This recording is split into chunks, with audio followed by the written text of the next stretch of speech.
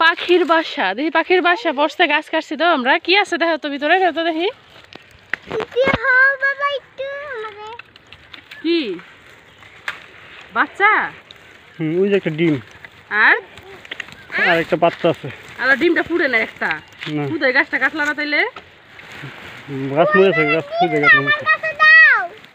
বড় বাচ্চা দেখো একটু, এই ডিম আর বাচ্চা দেখি। ডিম ভালো আছে, ফুটবো তো, ফুটবো। বাচ্চা হ্যাঁ হ্যাঁ করতেছি।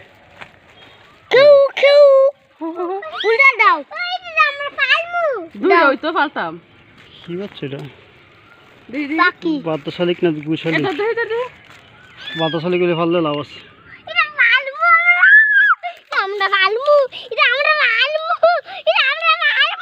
মাইয়া কেমন করে।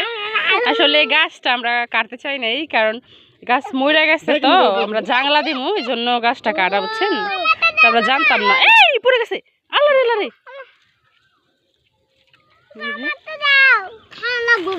কি বাচ্চা এটা? রক্ত বেড়ে গেছে দেখি এটা রান্দা।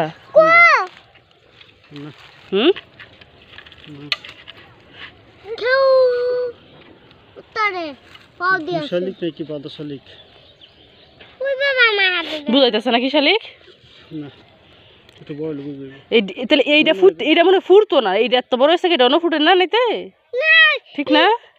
হ্যাঁ, এই দুটো ডিমটার ভিতরে কত দূর বাচ্চারা থাকবো কও? হ্যাঁ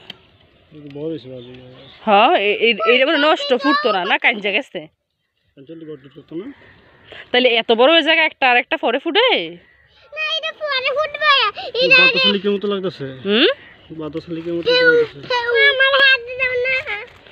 হাতে না কি করবা?